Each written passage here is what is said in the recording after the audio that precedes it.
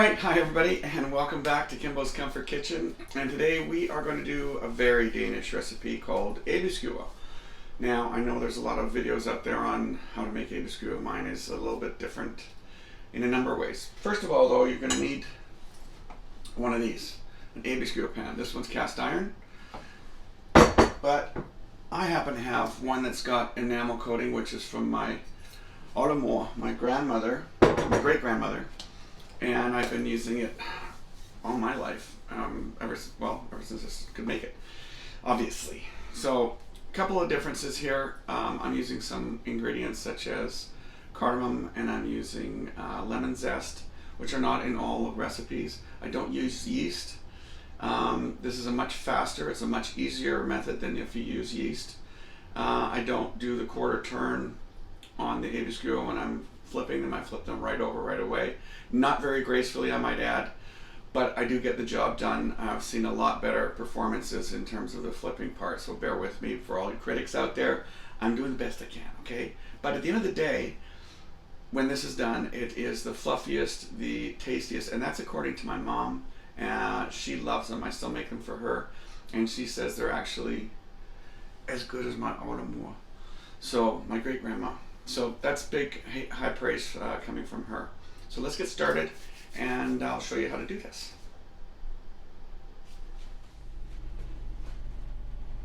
All right, so this is a really easy recipe. It looks like there's a lot here, but it's actually pretty simple. So we'll start off, and it's a very old-fashioned recipe. There's no yeast in this recipe. I've got baking soda, baking powder, I've got sugar, I've got melted butter, egg whites from 2 eggs, yolks from 2 eggs, which egg whites I'm going to whip into stiff peaks. And I've got, what is old-fashioned is the cardamom, and I've got lemon zest, and I've got equal parts. I've got 2 cups of buttermilk and 2 cups of all-purpose flour. And let's get going with the mixing. Pretty straightforward. Alright, so let's get this show on the road. Like I said, it's pretty basic. I know that some people like to use yeast. I don't. My grandmother did, my great-grandmother didn't. I'm just putting all the dry ingredients in here right now. And as I said, I've got all the measurements on my website. It's pretty straightforward. And where's my whisk? There it is. All right. So we're just going to whisk this all together.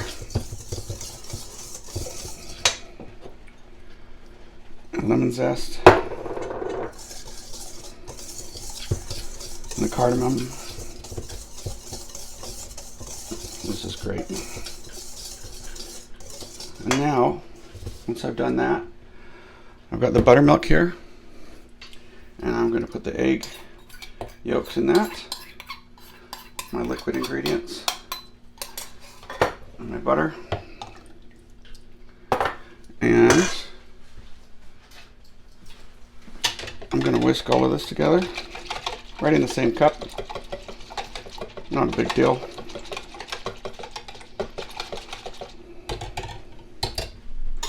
Once that's done, I'm now going to incorporate both.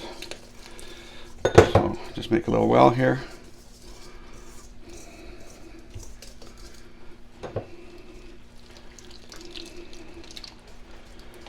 It's not fancy, but it sure works.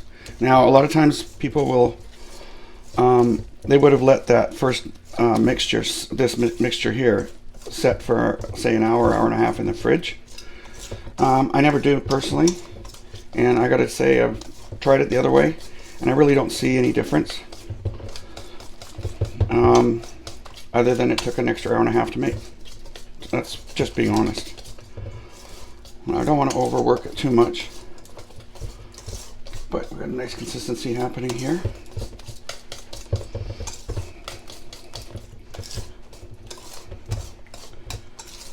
There we go. And then now I'm going to fold in the egg white, which I've whipped to a stiff peak. And I'm almost on the verge of having over whipped it, as you can see, but it'll work. This is going to make your Aebleskiver really fluffy. And again, when you fold this in, you don't want to overwork this. Otherwise, you'll defeat the whole purpose of putting all the air into this batter. You see what I mean? And now it's nice and light and fluffy. There. And next is onto the pan. I'm going to put this in a piping bag. And well, actually, my piping bag is just a sandwich bag with a hole cut in the end of it. I don't actually go out and buy those made for piping bags. So there's your batter. And I'll put that in a piping bag, as I said, the sandwich bag. And I'm going to heat up the pan, and we'll go from there. All right, so this is my Olimos, my great-grandma's. What you can see is cast iron, but also with enamel. And brings back tons of memories. And we're going to get started with this batch now. I like to use a little bit of butter.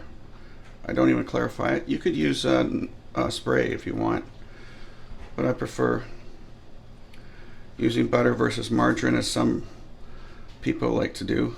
I'm not a big fan. I like butter. I like everything about butter.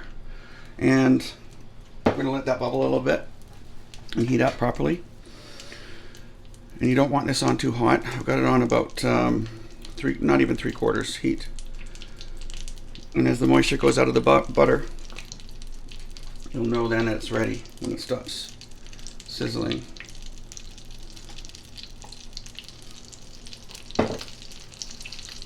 My wooden skewers are at the ready. I don't have any knitting needles like my grandma used to use, but these work quite well. And you'll see why in a second for those of you that have never had Aebleskiver before.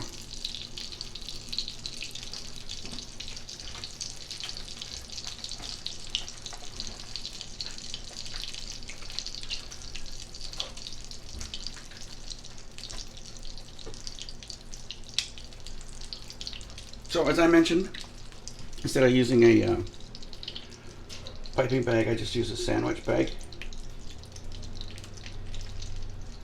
which works just fine.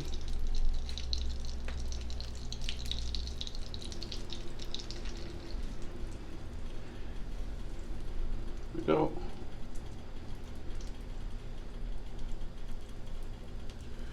And now we're just going to let that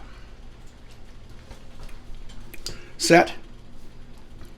And once that's set, we'll come back.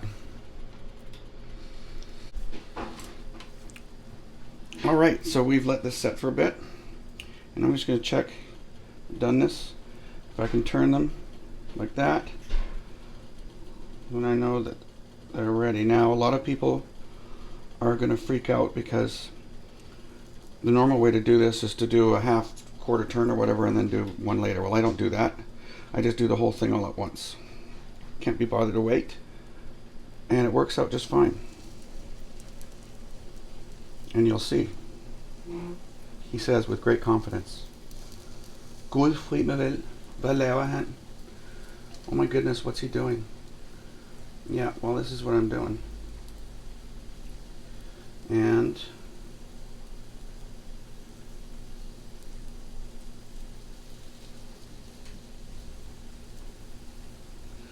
not the most elegant procedure, but for me it gets the job done. You can see it burns kind of unevenly here. But that's because I'm using a gas element on my Easy Bake Oven. But they will come out nice, light, fluffy with a little bit of a lemon zest in it and a little hint of cardamom, which is what makes this different from a lot of other recipes. Now this is great with jam. You can use Nutella, chocolate. You could use, now Aebleskiver is apple slice, which in the old days they would actually put the apple slice in it. I'm going to show you something afterwards that is similar but not the same.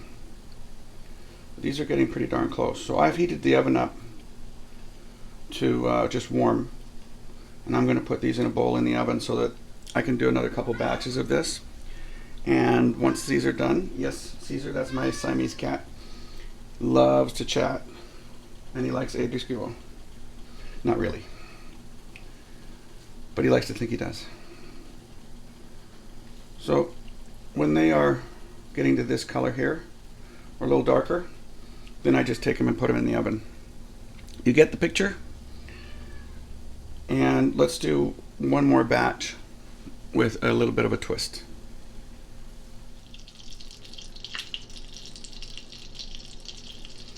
All right, so let's try a different type this time. A little bit of a twist, as I said.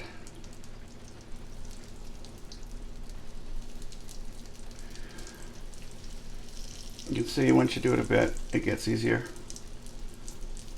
There. And that brownness is fine. I've got the temperature up a little bit. That's the butter that's browning. And I'm just going to turn it down just a little bit. And the residual heat from the pan always helps too as you're doing more batches. The first batch is always the toughest, I find anyway. So now what we're going to do is we are going to put something in them. And I've got some raspberry jam, which I put in another little sandwich bag.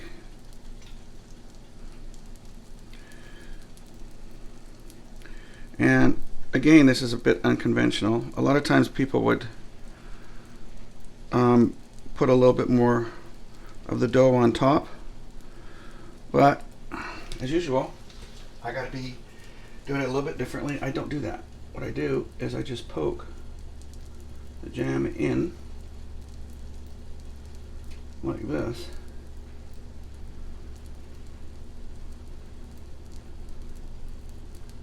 And voila, you've now got raspberry jam. Now you could put, obviously you could put apples or apple slices, or you could even put, and one of the things I like to do with this is to use, I have Jack Daniel's bacon jam, and I'll put bacon jam in the center and then serve it with maple syrup. And let me tell you, as a savory item, it's sweet and savory. It's just amazing.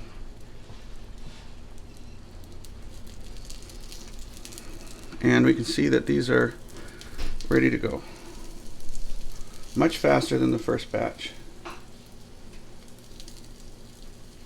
which is why you have to keep an eye on them. But you can see as soon as they move freely like that, you know you're pretty much good to go.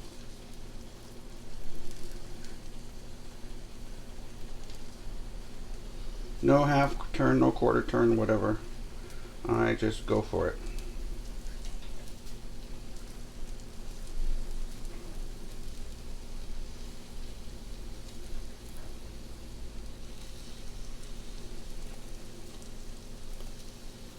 He says. Well, I mangled that one pretty good, didn't I?